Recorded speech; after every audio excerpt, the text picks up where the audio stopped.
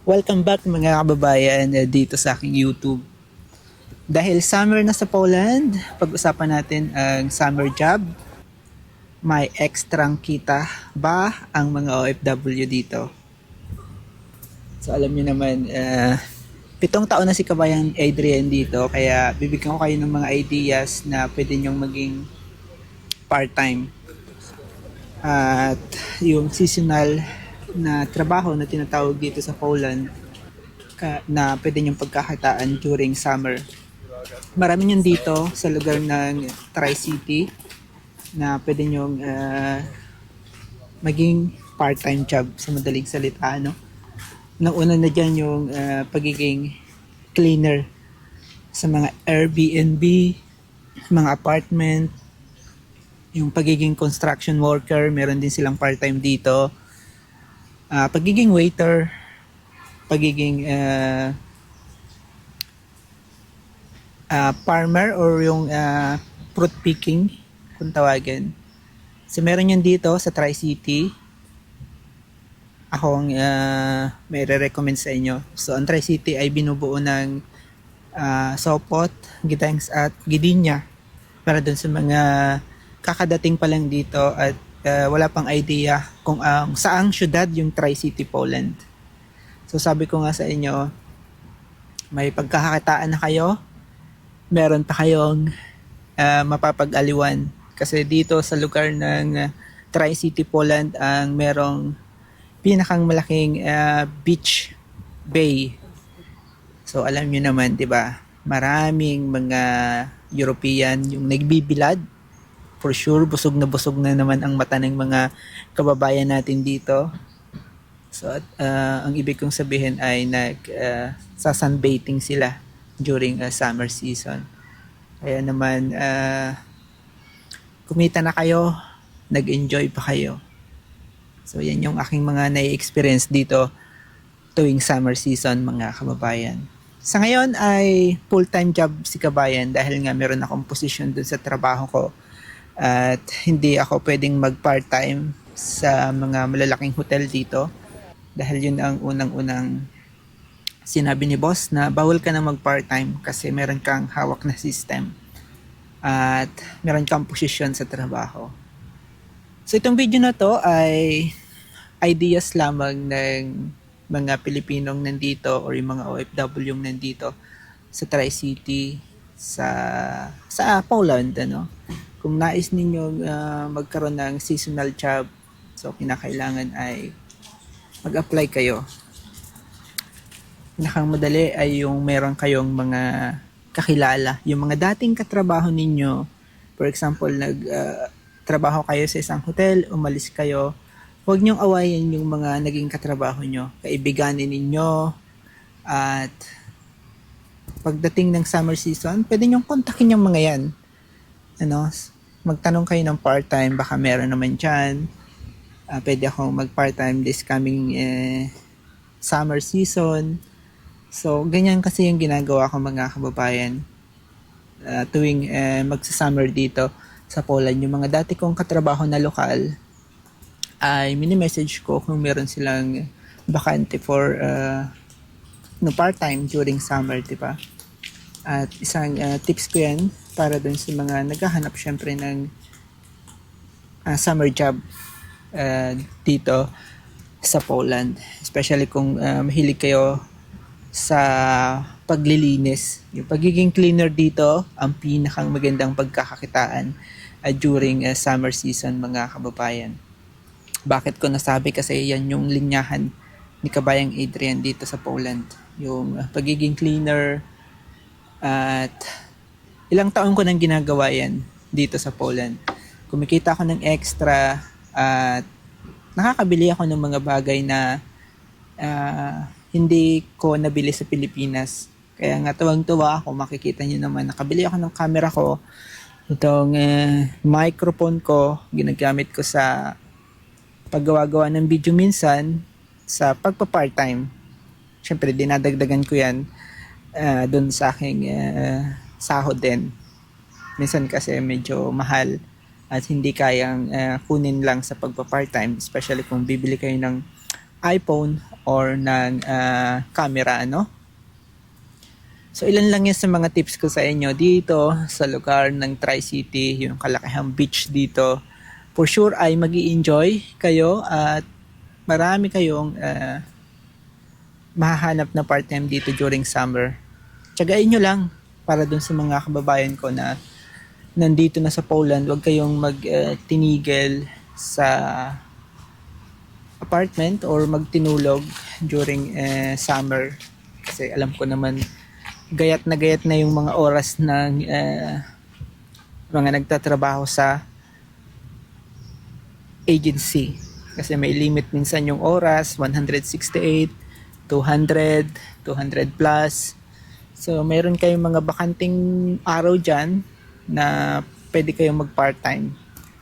At alam ko yan dahil nagdaan ako sa agency at nagtrabaho din ako sa agency, mga kababayan. So dito sa Tri-City, meron ditong mga catering din, yung mga nag-host ng malalaking event dito na minsan ay gusto nila yung mga part-timer na mga foreigner. At na-experience ko yan 3 beses kada summer. So sa pagiging waiter sa catering ay kumikita rin ako kahit pa paano noon.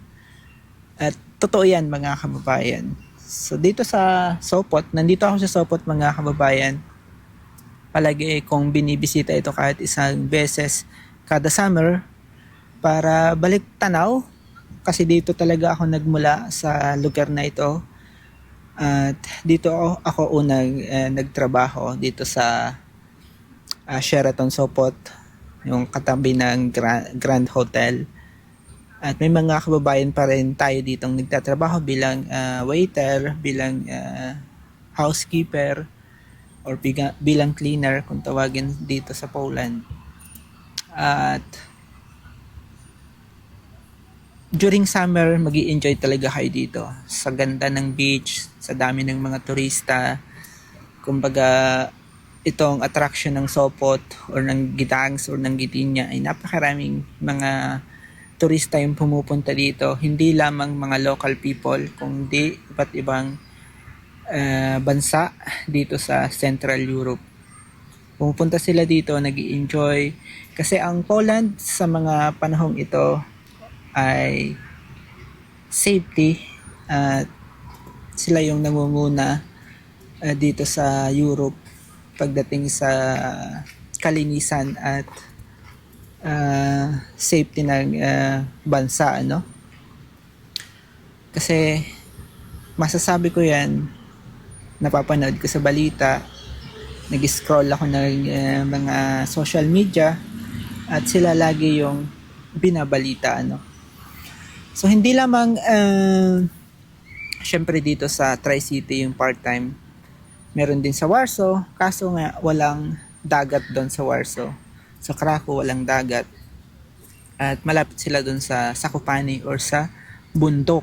Yun naman yung attraction doon sa bandang south ng Poland. Dito kasi, mga kababayan, syempre summer, maraming mga turista yung gustong maligo sa dagat, namimiss yung swimming.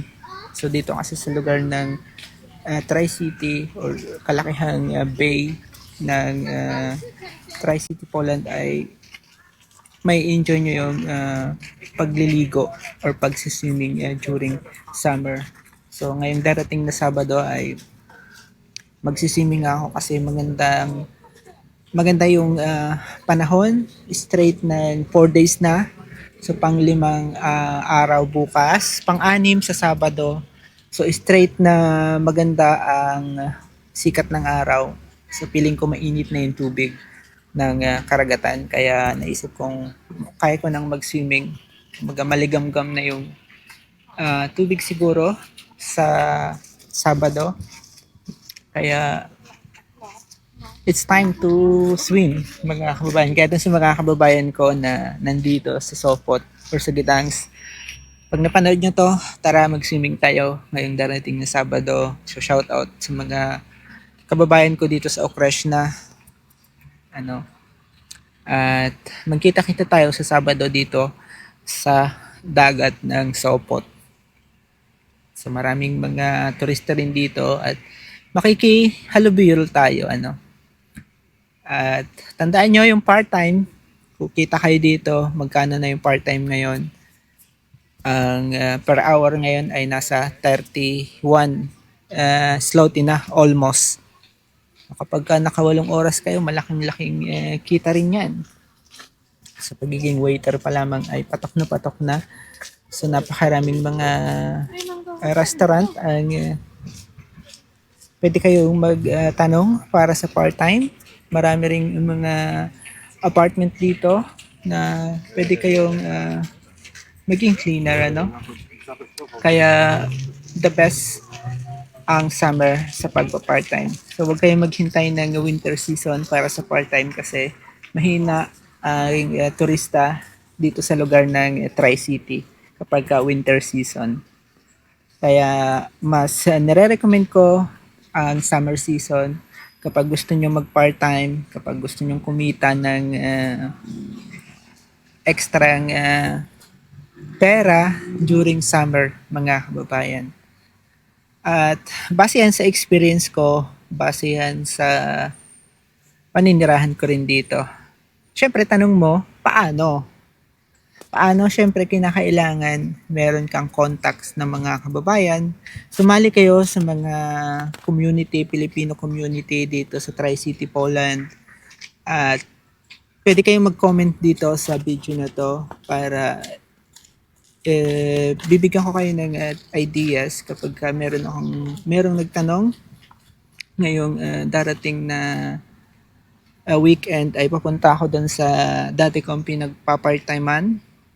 Nagtatanong-tanong ako kung kailangan nila doon ng extra tagalinis. So kapag open pa sila, so yung magme-message dito ay kukontakin ko at ibibigay ko yung contact ng landlord doon sa apartment ko dating pinaglilinisan. Last year ay nagpa-part-time ako. Naglilinis nga doon sa nabanggit kong apartment. At magandang pagkakakitaan mga kababayan kahit na sabihing tagalinis kayo or cleaner kayo ay makikita at talagang kikita. Nakakatulong din sa pandagdag pambili nyo ng grocery, pandagdag pambili nyo ng luho nyo, kaysa ibawas nyo pa sa minimum na kinikita nyo mga kababayan.